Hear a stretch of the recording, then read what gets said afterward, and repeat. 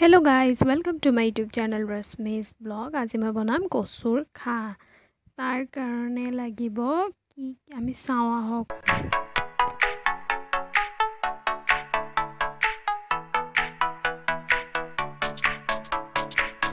মই এতিয়া কচুৰ পাতখিনি লৈ আহিলো, এইখিনি মই সাফা কৰিম। আৰু মই আনিছো আদাৰ পাত, তাৰ পিছতে ধনিয়া আৰু কেইটামান জলকীয়া।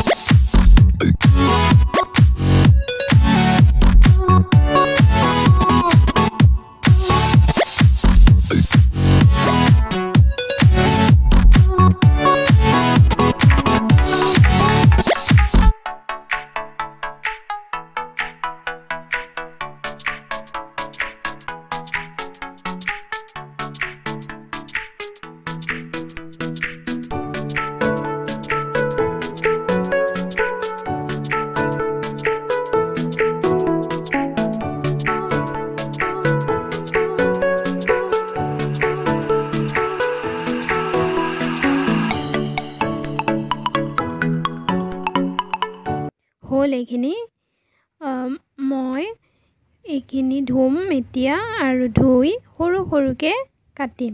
তাৰ পিছত আমি পাতখিনি কেৰাহীত উঠাই দিম আৰু আমি তাত পানী দিম অলপ, আৰু পানীখিনি দিয়াৰ পিছতে আমি ইয়াতে দিম অলপ নিমখ, আৰু নিমখখিনি দিয়াৰ পিছত আমি অকণমান চৌদাৰ গুড়ি দিম আৰু এই গুটেখিনি মিলাই দিম। মিলাই লৈ আমি এইখিনি ঢাকন বন্ধ কৰি সিজিবলৈ থম।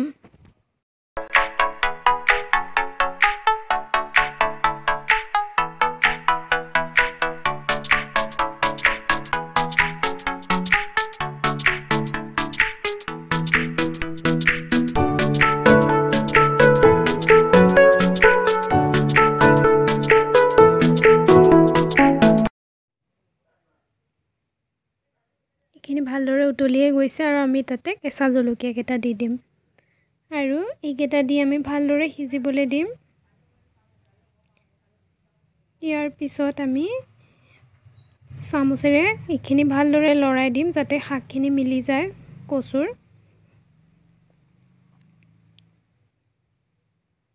তাৰ পিছতে আমি এইখিনি ভালদৰে মিলি গ'লে তাতে আমি কাটি থোৱা আদাৰ পাতকেইটা আৰু ধনিয়াৰ পাতকেইটা দি দিম আৰু ভালদৰে লৰাম আমি যাতে গোটেইখিনি ভালদৰে মিলি যায়। আৰু আমাৰ এইখিনি ভালদৰে সব মিলিয়ে গৈছে আৰু আমাৰ কচু পাতৰ খাৰ ৰেডি। আৰু আপোনালোকে ঘৰত বনাব আৰু খাব, কেনেকুৱা লাগে মোক জনাব।